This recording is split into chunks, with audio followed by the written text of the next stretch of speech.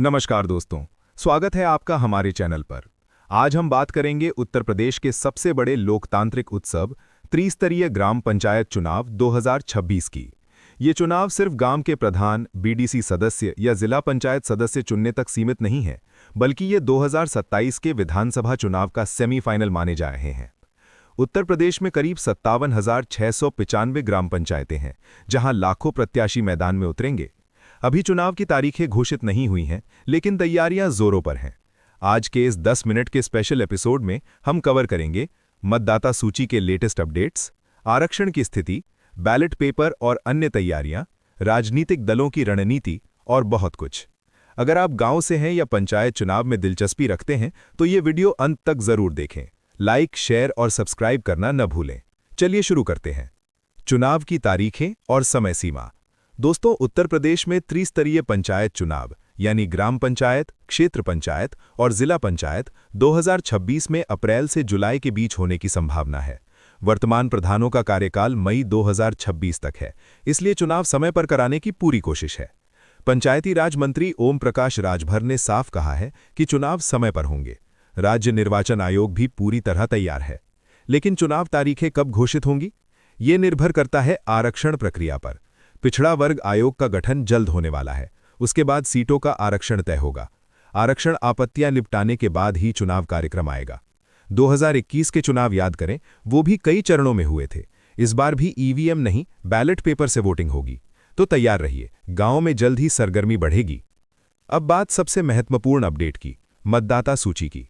जनवरी 2026 तक का latest status ये है कि ड्राफ्ट वोटर लिस्ट दिसंबर 2025 में जारी हो चुकी है। इसमें बड़े बदलाव हुए हैं। पिछले 2021 के चुनाव की तुलना में करीब 40.19 लाख नए मतदाता जुड़े हैं। कुल मतदाता अब लगभग 12.69 करोड़ हो गए हैं। ज्यादातर नए वोटर युवा हैं, 18 से 23 आयु वर्ग में 1 करोड़ से ज्यादा। मृतकों और डुप्लीकेट नाम हटाए गए हैं। दावे आपत्तियों का समय 24 से 30 दिसंबर 2025 तक आपत्तियां ली गई। अब 31 दिसंबर 2025 से 6 जनवरी 2026 तक निस्तारण हो रहा है। अंतिम मतदाता सूची 6 फरवरी 2026 को प्रकाशित होगी। कैसे चेक करें अपना नाम? राज्य निर्वाचन आयोग की वेबसाइट sec.up.nic.in पर जाएं। पंचायत वोटर सर्च पर क्लिक करें। अपना जिला, ब्लॉक, ग्राम पंचायत चुनें और सर्च करें, या डाउनलोड सेक्शन से पूरी लिस्ट पीडीएफ डाउनलोड करें। अगर नाम नहीं है या गलती है तो तुरंत बीएलओ यानी बूथ लेवल ऑफिसर से संपर्क करें। 1 जनवरी 2026 को 18 साल पूरे करने वाले युवा भी नाम जुड़वा सकते हैं। ये आखिरी मौका है, नाम न हो तो वोट नहीं डाल पाएंगे। ग्राम पंचायतों की संख्या और परिसीमन। परिसीमन के बाद बड़ी बदलाव ये है कि करीब 504 ग्राम पंचायतें कम हो गई हैं। अब कुल 57,695 ग्राम पंचायतों में चुनाव होगा। कुछ नई पंचायतें भी बनी हैं, खासकर शहरों के विस्तार से प्रभावित इलाकों में। ये बदलाव क्यों? शहरों का विस्तार हुआ, कुछ गांव शहरी क्षेत्र में शामिल हो गए। पंचायती राज विभाग ने अधिसूचना जारी कर दी है, अब संख्या फिक्स है। आरक्षण और महिला, ओबीसी, एससी एसटी कोटा। आरक्षण सबसे हॉट टॉपिक है। अभी अंतिम आरक्षण सूची नहीं आई है। रोटेशन सिस्टम से होगा। जो सीट 2021 में सामान्य थी वो अब रिजर्व हो सकती है। महिला आरक्षण 33% सीटें महिलाओं के लिए। एससी एसटी जनसंख्या के अनुपात में। ओबीसी पिछड़ा वर्ग आयोग गठित होने के बाद तय होगा। सरकार जल्द कैबिनेट से प्रस्ताव पास कराएगी। आरक्षण तय होने के बाद आपत्तियां ली जाएंगी, फिर फाइनल लिस्ट। इसी पर चुनाव तारीखें निर्भर हैं। बैलेट पेपर, खर्च सीमा और अन्य तैयारियां। पंचायत चुनाव बैलेट पेपर से होते हैं।